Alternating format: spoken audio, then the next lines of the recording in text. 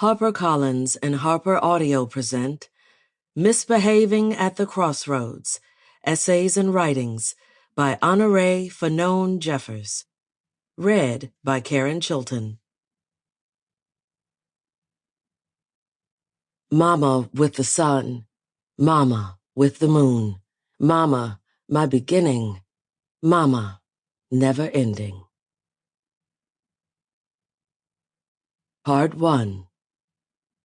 In Search of Our Mother's Crossroads. My dearest Honorée, your mother meant life to me. I wish you could have seen the two of us from your heavenly pre-birth perch as we sallied forth to Butler Baker High School, me a shattered but recovering little bird, your mother stalwart, a warrior, a fiercely focused driver over the red dirt rutted road on our way to school. Alice Walker. For certainly every Afro-American is descended from a black woman. Trellie James Jeffers, The Black Woman and the Middle Class. 1.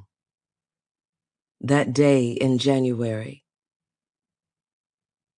On January 6, 2021, I was in the master bedroom of my home in Norman, Oklahoma, listening to MSNBC Live with Katie Tour on my laptop.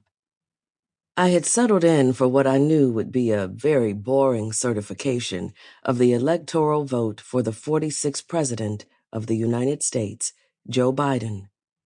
I'd never watched the certification, though, and I wanted to be a responsible citizen.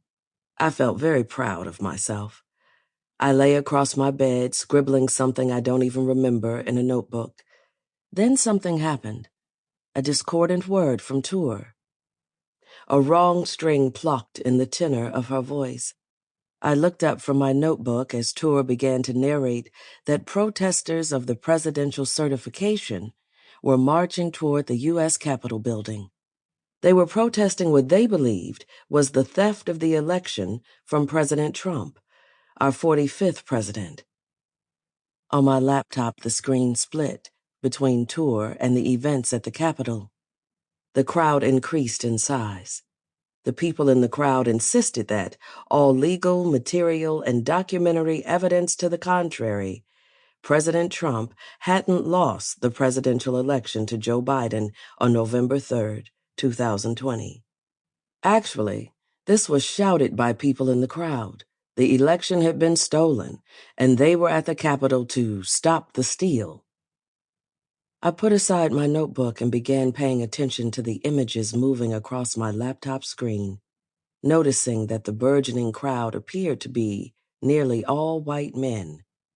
Here and there, I saw a white woman. The few black men were even easier to count, only 3 or 4 that I could spot.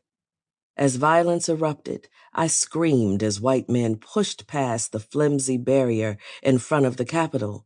They began beating Capitol police officers. They crushed those same officers between doors.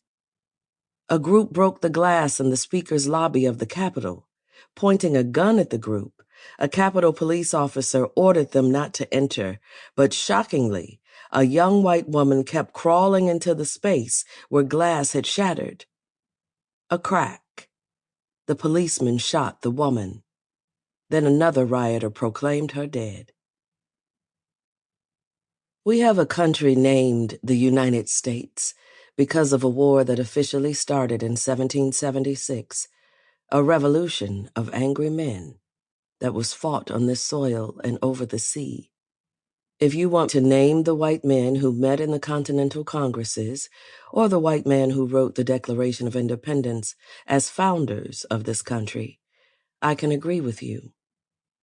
And if you call the names of those creators of the United States, those who wrote us into existence as Americans, the way a Christian God breathed life into Adam, our fathers, as a series of white men did, George William Curtis, Abraham Lincoln, and Warren G. Harding, I won't dispute you either.